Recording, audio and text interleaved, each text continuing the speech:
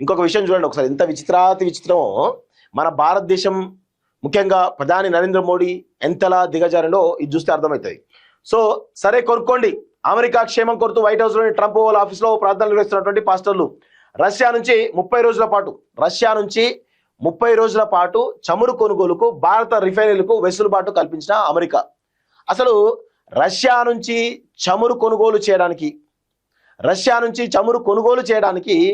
America permission ఎందుకు కావాలి? ప్రధాని మోడీ అంతలా ఎందుకు దిగజారాలి? అది ఎందుకు వేడుకోవాలి? మనకు లేదా ఆత్మగౌరవం? మన దేశానికి ఆత్మగౌరవం లేదా? పొద్దున్న లేస్తే మనం దేశం కోసం, ధర్మం కోసం అని అంటూ ఉంటాం కదా ప్రధాని నరేంద్ర మోడీ గారు. ఎక్కడ పోయింది మన దేశం కోసం, ధర్మం కోసం? అమెరికాను ప్రాధేయపడాల్సిన అవసరం ఏంది? రష్యా నుంచి ఎప్పటి నుంచి చమురు కొంటున్నాం కదా, దానికి అమెరికా పర్మిషన్ ఇవ్వడం ఏంటి? ట్రంప్ పర్మిషన్ ఇస్తే మనం తీసుకోపోవడం ఏంది? రష్యా చమురు కొన్నందుకు భారత్ పై 25% సుంకాలు విధించిన అమెరికా తాజా యుద్ధ పరిస్థితుల నేపథ్యంలో భారత్ కు వెసులుబాటు కల్పించే నిర్ణయం తీసుకుంది. రష్యా నుంచి చమురు దిగుమతి చేసుకునేందుకు భారతీయ కంపెనీలకు 30 రోజుల పాటు మినహాయింపు ఇచ్చింది. దీనివల్ల కొన్నాళ్ళుగా నడి సముద్రంలో నిలిచిపోయినటువంటి చమురు నౌకలకు భారత తీరానికి తరలించి అమ్ముకునేటువంటి అవకాశం రష్యాకు కలిగింది.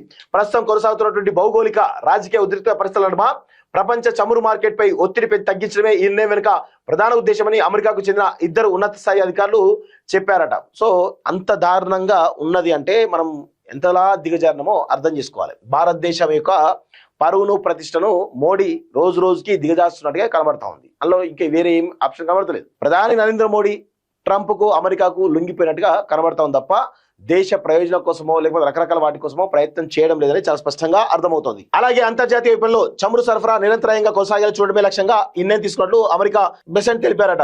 ఈ స్వల్పకాలిక చర్య వల్ల రష్యాకేమీ గణనీయమైన ఆర్థిక ఉపశమనం కలగదు, ఎందుకంటే ఇప్పటికే సముద్రంలో నిలిచిపోయినటువంటి చమురు నౌకలకు మాత్రమే వర్తిస్తుందని.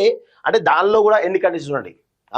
30 రోజుల పాటు చమురును రష్యా నుంచి కొనుక్కోవడానికి అవకాశం కల్పించింది. కానీ అందులో కండిషన్ ఏంది?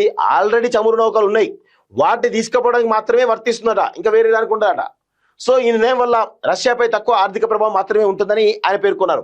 భారత్ భవిష్యత్తులో అమెరికా నుంచి ముడి చమురు కొనుగోలును భారీగా పెంచుతుందని తాము ఆశిస్తున్నట్టు తెలిపారు. అమెరికా ప్రకటన నేపథ్యంలో ప్రభుత్వ రంగ చమురు సంస్థలైనటువంటి Indian oil corporation, Hindustan petroleum, Bharat petroleum company, Mangaluru refinery and petrochemicals లిమిటెడ్లు రష్యా చమురు కొనుగోలుకు సంప్రదింపులు ప్రారంభించాయి. ఈ కంపెనీలన్నీ కలిసి రష్యా నుంచి 20 మిలియన్ బ్యారెళ్ల ముడి చమురు కొనేందుకు సిద్ధమయ్యాయి. అయితే రష్యన్ కంపెనీలు యూరల్స్ క్రూడ్ ఆయిల్ ను బ్రెంట్ ముడి చమురు ధర కంటే బ్యారెల్ కు $4-5 అదనపు ధరకు అమ్మజూపుతున్నాయి. ఇదే చమురును ఫిబ్రవరిలో అవే కంపెనీలు బ్రెంట్ క్రూడ్ కన్నా తక్కువ, అంటే $13 తక్కువ గ్రహించడం గమనార్హం అంటూ చూస్తా ఉన్నాం. సో ఈ విధంగా అమెరికా ట్రంప్ చేతిలో మోడీ ఒక కీలుబొమ్మగా తయారైంది అనేది చాలా స్పష్టంగా అర్థమవుతుంది. మోడీ కీలుబొమ్మ ట్రంప్ చేతిలో, ఇది అందరూ గుర్తుపెట్టుకోండి. వాస్తవం ఇది, ఎవరు అవునన్నా కాదన్నా ఇదే నిజం.